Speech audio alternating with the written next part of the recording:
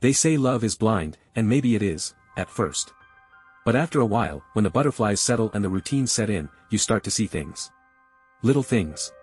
Things that don't sit right, but you brush them off because you love her. Because you made vows. Because she once looked at you like you were her whole damn world. And maybe you still are, just not in the way you thought. Claire and I, we were perfect. At least that's how it felt for the first few years. We met at a friend's 4th of July barbecue, and I remember she was wearing this red sundress, her hair tied back in a loose ponytail, barefoot in the grass, drinking a beer straight from the bottle and laughing like she had no idea how beautiful she was. I fell for her before she even said a word. When she finally did speak, it was something like, "You gonna stare all night or bring me another drink?" And damn it, I was hooked. We got married 2 years later. Small ceremony, just close friends and family. I still remember the way her hands trembled in mine when she said her vows. I thought it was nerves. Maybe it was something else. Our first home was modest, but cozy. I worked in IT, remote mostly, and she was a freelance designer. We spent weekends watching Netflix, cooking together, planning our future. It was simple. It was good. It was safe. Until it wasn't. It started subtle. Claire began locking her phone. No big deal, I thought. Everyone values privacy, right? But then the password changed. Again. And again. I only noticed because I tried to check the time once, and it was locked. That's all. But something about her reaction, the way she snatched it from my hands like it was on fire, made my stomach twist. "No offense," she said with a nervous laugh, "but can't a girl have a little privacy?" Sure. Of course. Everyone deserves that. But she hadn't cared before. And then the text started. Late at night. The screen lighting up beside her in bed. She'd glance at it and flip it face down. I never saw who it was. Never asked. I didn't want to be that guy, the insecure, jealous husband who jumps at shadows. But I was jumping. She stopped initiating sex. At first, I blamed work stress. Then I blamed myself. Maybe I wasn't attractive anymore. Maybe I wasn't exciting. I tried harder. Took her out to dinner. Bought flowers. Planned a weekend trip to Vermont. She seemed distracted. Present in body, but never in mind. She laughed at my jokes out of politeness, not affection. One night, I reached over to touch her, just to hold her, and she flinched. Like I was a stranger. "You okay?" I asked softly. She looked at me for a moment, blankly, like she was trying to remember who I was. Then forced a smile. Just tired. She was always tired lately. And then there were the clothes. She used to dress casually, even lazily, around the house. Sweatpants, messy bun, oversized tees. Suddenly she was always done up, hair, makeup, tight jeans, heels, just to grab groceries or run to Target. Once I asked if she wanted me to come with. She said no. Flatly. Like it would ruin her day if I did. Still, I told myself I was being paranoid. Until the night she came home smelling like cologne. Not mine. I didn't say anything. I just lay in bed, pretending to be asleep, while she slipped into the bathroom and showered for over an hour. She never did that. Never. The next morning, I kissed her cheek and whispered, "I love you." She didn't answer. Just poured herself a coffee and scrolled through her phone. She was slipping away. No, she had already slipped. I was just the last idiot hanging on to the illusion. The ghost of a marriage that had died while I was still pretending to believe in it. I started watching her. Not in a creepy way, I wasn't stalking her. I just observed. Her patterns. Her expressions. The way she'd go quiet when I walked into the room. The forced smiles. The quick clicks of the mouse whenever I entered the office. The half-truths. The way she started calling me Jason instead of babe. Cold. Robotic. One afternoon I asked her if everything was okay between us. She looked up from her laptop, blinked slowly, and said, "Why wouldn't it be?"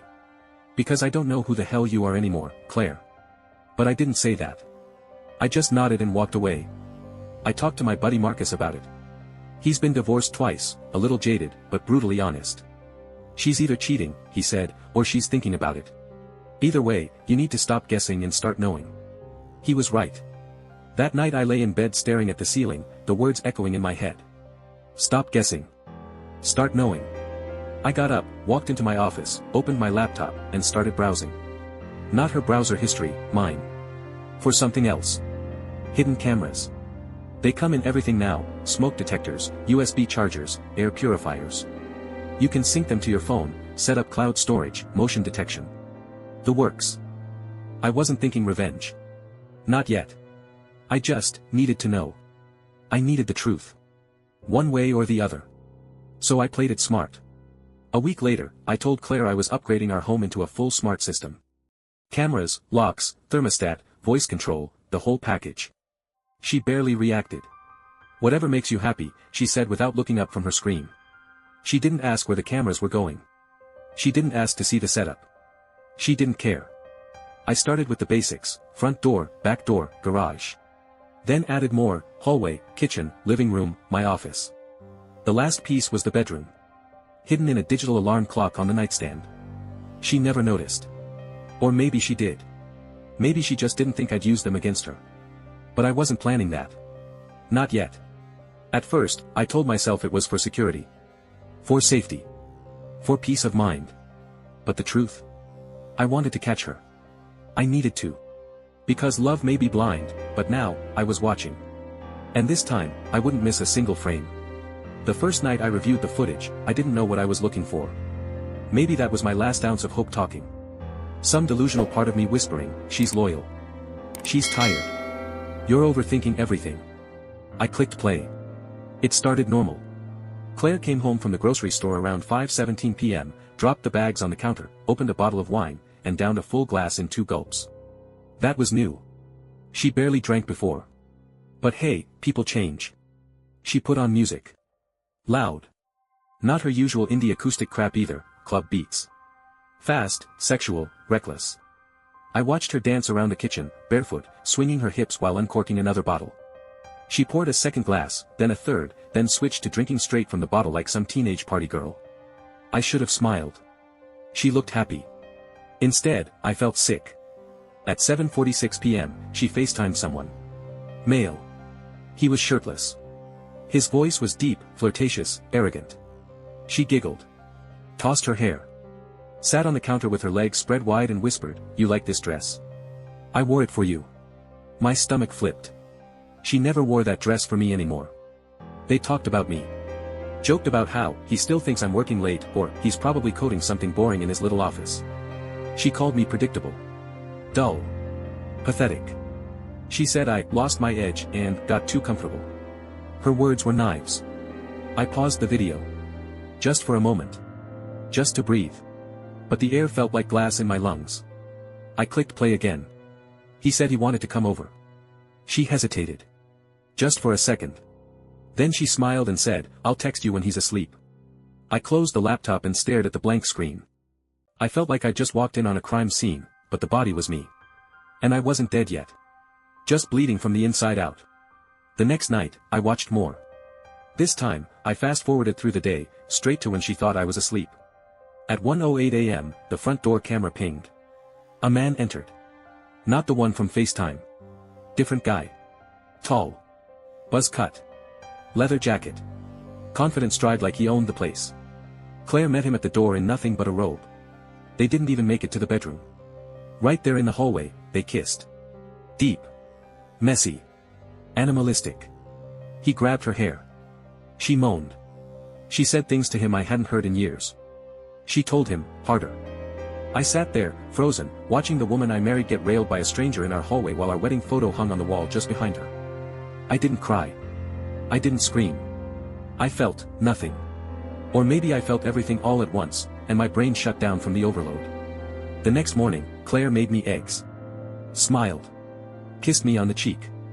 Asked if I slept well. I looked her in the eyes and said, "Yeah. Best sleep I've had in weeks." Liar. I hadn't slept at all. I was too busy dying. Over the next few nights, it became routine. Me pretending to work late, then hiding in my office and watching what my wife really did when she thought I wasn't looking.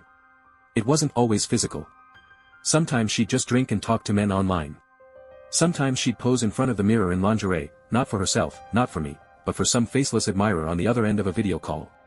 Once, she laughed at a message and said, "He still buys me roses every Friday." Like that makes up for being so boring. Another night, she mimicked my voice. Mocked me. Did an impression of me talking about my job, my projects, my nerdy hobbies. They laughed. Hard. She said I was safe. Predictable. The kind of guy you marry but never really want. Those words stuck with me.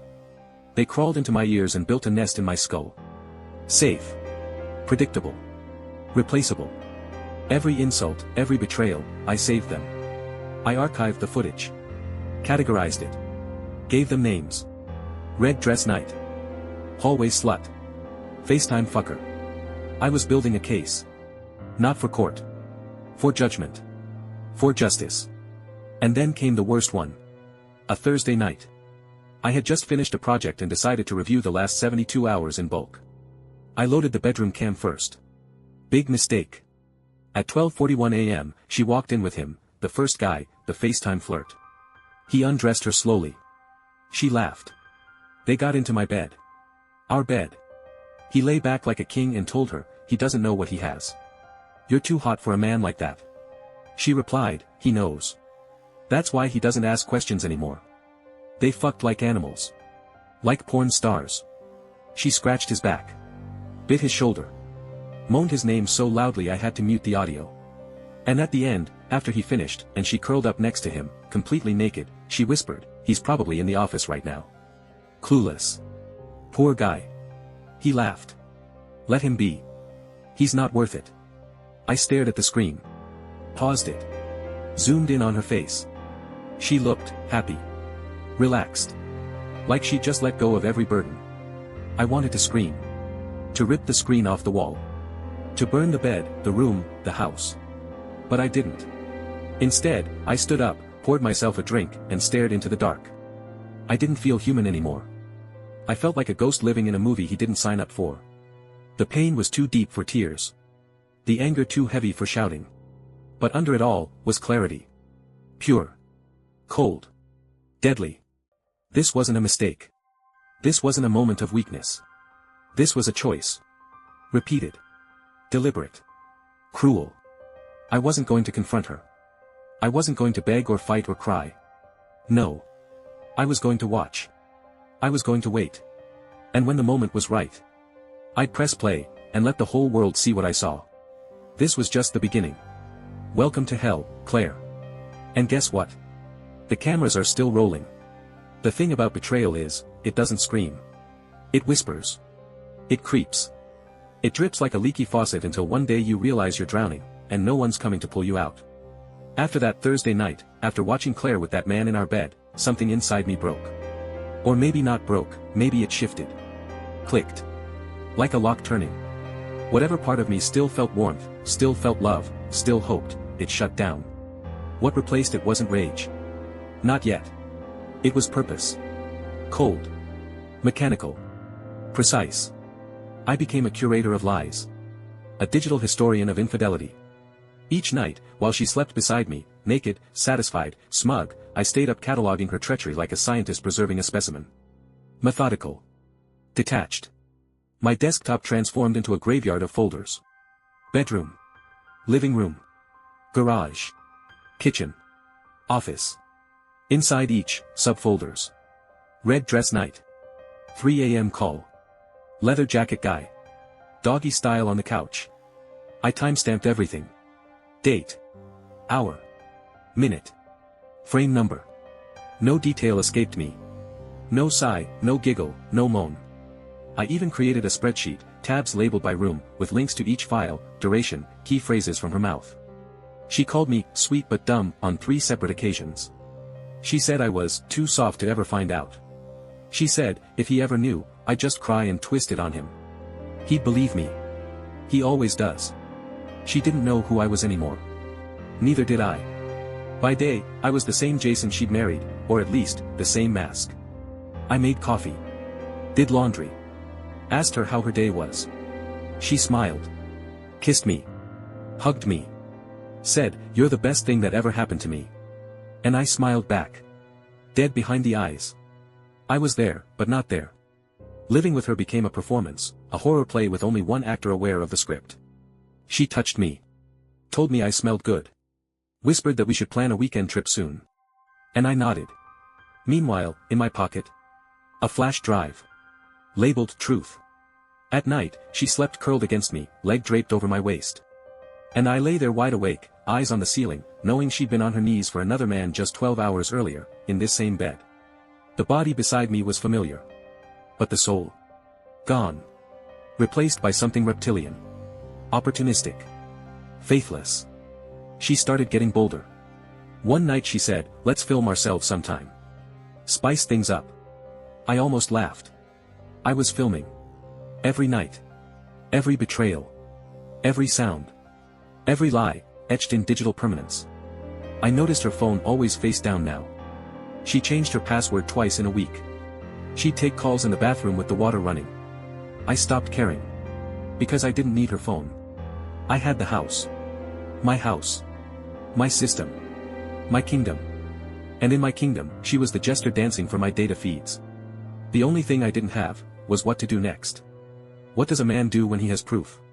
Not suspicion, not instinct, proof. Do I confront her? Demand answers? Divorce her? Expose her? No.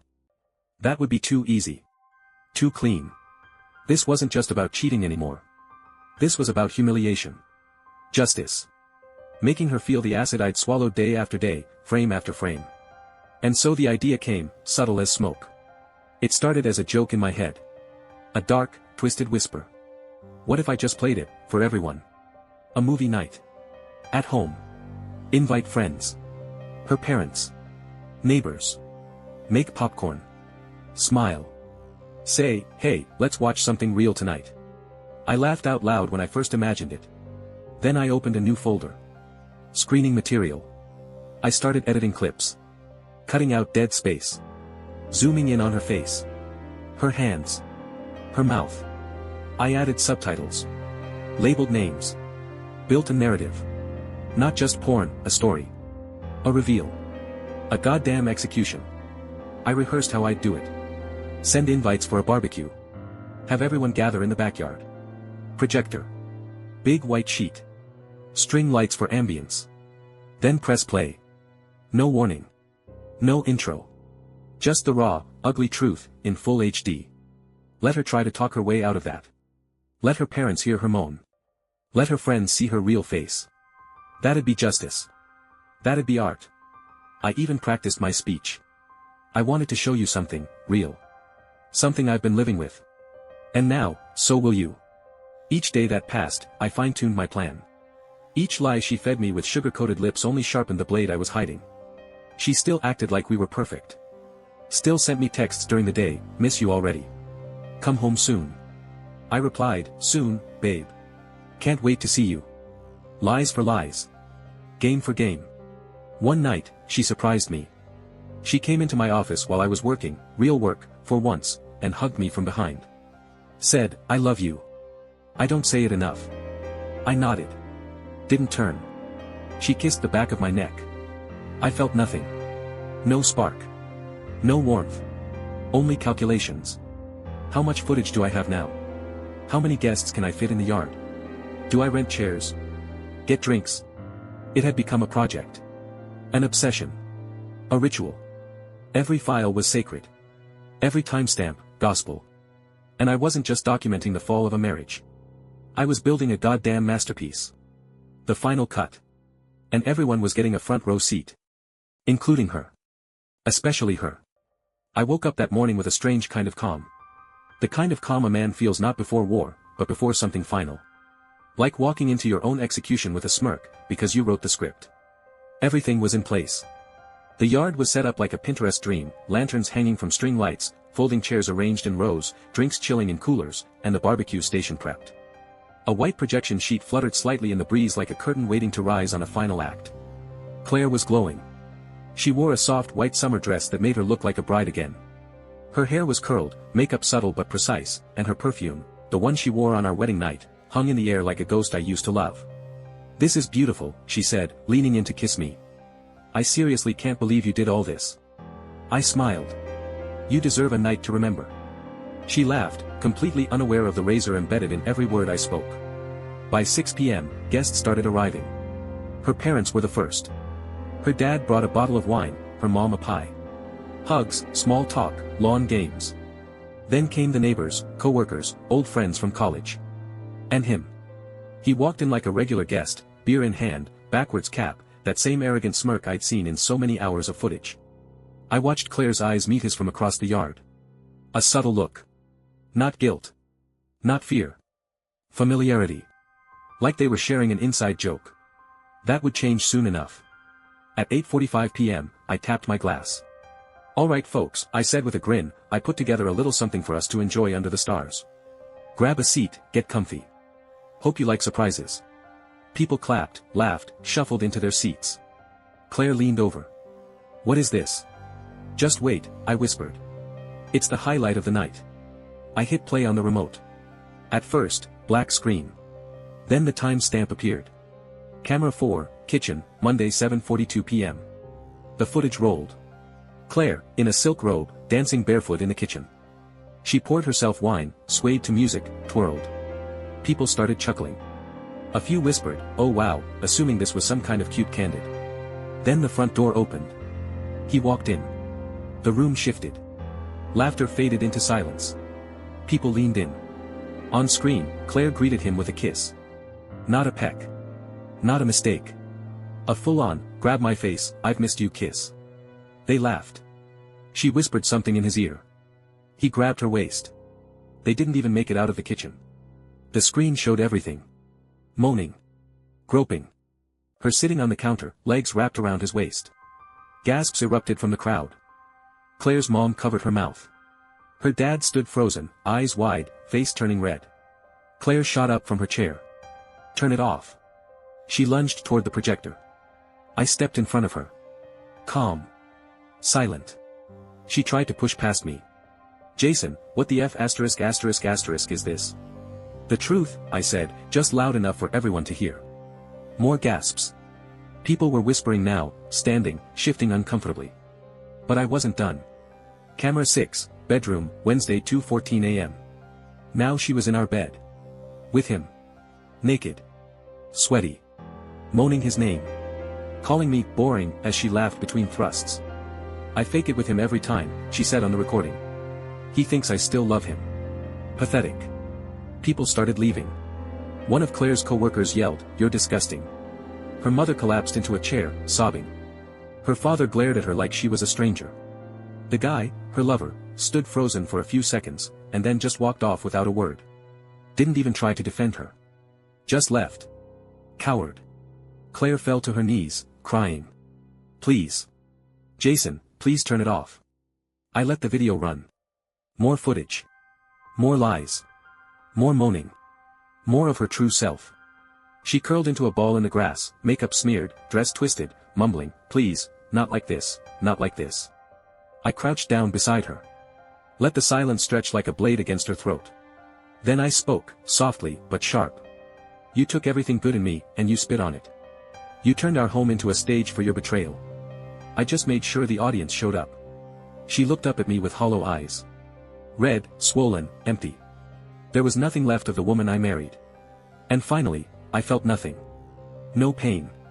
No rage. Just the cold satisfaction of watching justice delivered, frame by frame, in 4K. They say revenge is sweet. It's not. It's quiet. It's sterile. It tastes like metal in your mouth and leaves your bed colder than before. After that night, Claire was gone within 24 hours. She packed in silence while I stood in the doorway, arms crossed, watching her struggle to zip the suitcase she once used for romantic getaways. No tears. No screaming. Just shame. She tried once to speak, to say, "Jason, but the words never made it out." Good. Her parents didn't speak to me. They didn't speak to her either. Her mother's last words to me were, "I'm sorry you ever had to see her like that." And then she got in her car and drove off, shaking. Her friends ghosted her. Work? She quit, or was asked to, I never found out. The guy.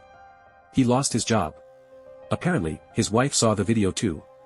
It made its way around fast.